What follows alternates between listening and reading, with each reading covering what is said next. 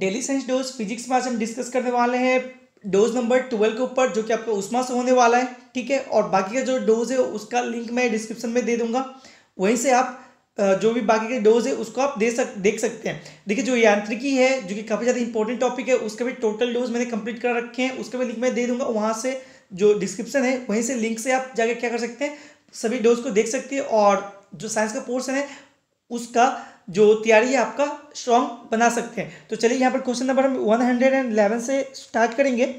तो देखिए, पहला नंबर क्वेश्चन क्या बोल रहा है कि दाब बढ़ने पर किसी द्रव का क्वथनांक क्या होता है, आपको बतानी है। दाब बढ़ने पर किसी द्रव का क्वथनांक क्या होता है, आपको बतानी है। तो याद रखिए, अगर आप दाब बढ़ाएंगे तो द्रव का क्वथनांक भी क्या होगा, ऑब्वियसली बढ़ेगा। तो ऑप्शन नंबर क्या हो जाएगा, ये वाला दूसरा नंबर राइट होगा। चलिए टिक करते हैं, बिल्कुल ये आपका राइट आंसर होगा। बढ़ते आगे, अगला क्वेश्चन बोल रहा है कि अपद्रव्यों को मिलाने से, ठीक है, गलनांक पर क्या प्रभाव पड़ता है। अगर आप अपद्रव्यों को मिलाए तो उसका जो गलनांक है उस गलनांक पर क्या प्रभाव पड़ेगा, तो उसका गलनांक भी क्या हो जाएगा, वो घट जाएगा। अगर आप किसी शुद्ध पदार्थ में अपद्रव्य को मिलाएंगे तो उसका गलनांक क्या हो जाएगा, घट जाएगा। ठीक है, जो 11 नंबर डोज है उसमें मैंने आपको बताया था। तो ये रहा दूसरा नंबर ऑप्शन आपका करेक्ट होगा। टिक कीजिए, बिल्कुल ये आपका राइट आंसर होगा। बढ़ते आगे, अगला क्वेश्चन आपसे पूछ रहा है कि पानी कब उबलता है। ठीक है, पानी कब उबलता है, बहुत इजी क्वेश्चन लग रहा होगा। चलिए अब ऑप्शन को देखिए, उसके बाद बोलिए क्या ये इजी क्वेश्चन लग रहा है। देखिए, पहला ऑप्शन है आपका, पहला जब इसका वाष्प दाब 1 ग्राम प्रति वर्ग सेंटीमीटर होता है। ठीक है, या फिर यह अब नहीं, जब होगा, जब। ठीक है, जब वाष्प दाब पारे के 76 सेंटीमीटर के बराबर होता है, या फिर जल का क्या स्थितीय वाष्प दाब वातावरणीय दाब के बराबर होता है, या फिर जब पानी का तापमान 100 डिग्री सेल्सियस तक पहुंच जाता है। अब बताइए क्या ये क्वेश्चन इजी है। देखिए, ये क्वेश्चन इजी नहीं है, बहुत ही ज़्यादा अच्छा सा क्वेश्चन है। ठीक है, स्टैटिक को, भले ये स्टैटिक क्वेश्चन है लेकिन उतना ही इंपॉर्टेंट भी है।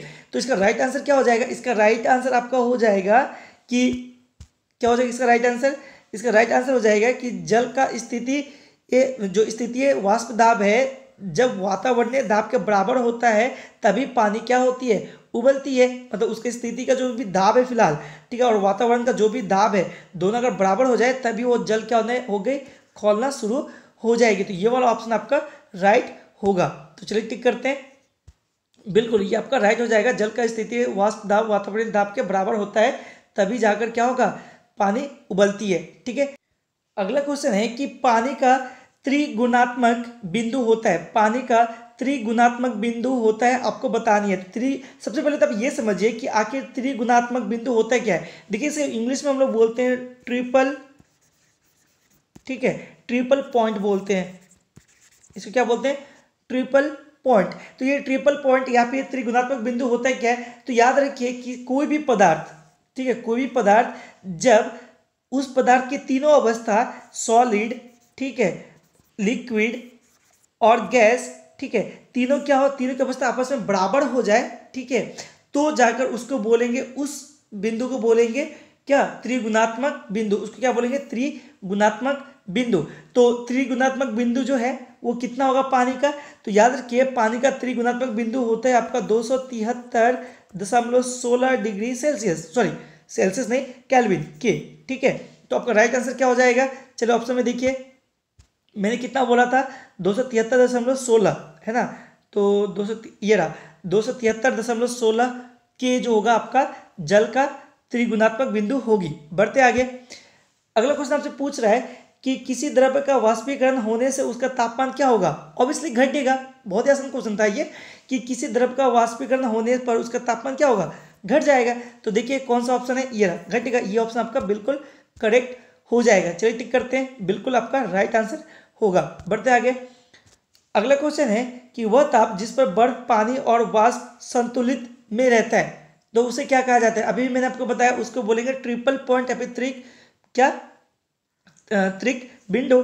तो चलिए देख लेते हैं किस ऑप्शन में त्रिक बिंदु गिवन है। ये रहा लास्ट ऑप्शन जो है आपका, त्रिक बिंदु गिवन है। तो तीनों अवस्था में जब रहे तो उसको बोलेंगे क्या, संतुलित रहे, तो उसको क्या बोलेंगे, त्रिक बिंदु। ठीक है, बैलेंस रहे तो उसको त्रिक बिंदु बोलेंगे। बढ़ते आगे, अगला क्वेश्चन है कि वाष्पीकरण की दर निर्भर नहीं करती, वाष्पीकरण की दर किस पर निर्भर नहीं करती आपको बतानी है।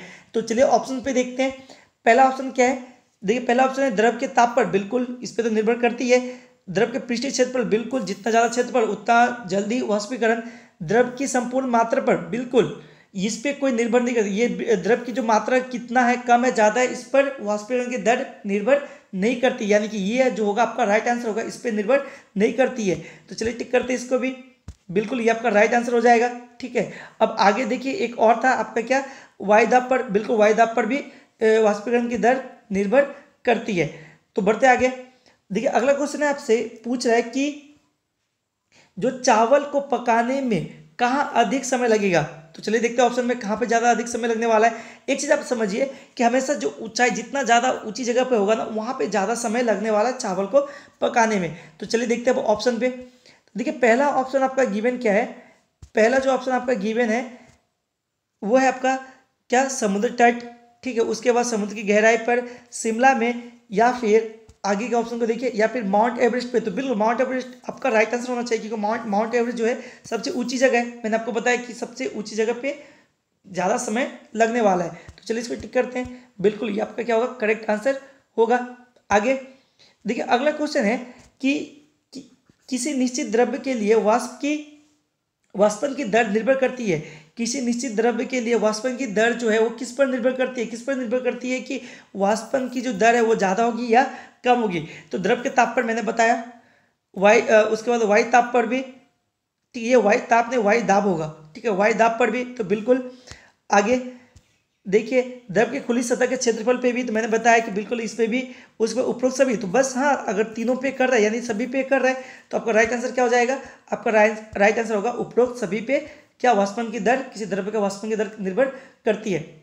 अगला क्वेश्चन है कि जल का क्वथनांक जो है वो किस पर निर्भर करता है, आपको बताना है। जल का क्वथनांक जो है, ठीक है, वो किस पर निर्भर करता है आपको बतानी है। तो चलिए ऑप्शन को देखते हैं। देखिए पहला ऑप्शन क्या है, सदैव 100 डिग्री सेल्सियस होती है, बिल्कुल नहीं। उसके बाद बोले पात्र के पदार्थ पर निर्भर करती है, पात्र के पदार्थ से कोई फर्क पड़ता नहीं है जल का क्वथनांक कितना होगा। उसके बाद अपेक्षित आर्द्रता पर, ये भी आपका इस पर भी निर्भर करता नहीं कि जल का क्वथनांक कितना होगा। ठीक है, उसके बाद बढ़ते आगे, जल की खुली सतह के ऊपर दाब पर निर्भर करते, बिल्कुल दाब पर निर्भर करते किसी भी जो आपका जल है, जल का क्वथनांक कितना होगा। ठीक है, बिल्कुल, तो दाब पर ही क्या होती है, जल की क्वथनांक निर्भर करती है, यानी कि ये वाला आपका ऑप्शन राइट होगा। चलिए टिक करते हैं इसको, तो बिल्कुल ये आपका क्या हो जाएगा, राइट आंसर हो जाएगा। तो आई होप सभी क्वेश्चन आपको समझ में आया। तो इस ढंग से हमने टोटल 10 क्वेश्चन लगाए, सभी क्वेश्चन काफी इंपॉर्टेंट क्वेश्चन थे। ठीक है, तो अगर आपको इस ढंग के डोज पसंद आ रहे हैं तो आपको चैनल को सब्सक्राइब करके रखना पड़ेगा, ताकि हर रोज आपको इस ढंग का डोज सुबह मिल पाए। तो चलिए बढ़ते हैं आगे अगले डोज पे, तब तक के लिए थैंक यू, पढ़ते रहिए और सीखते रहिए।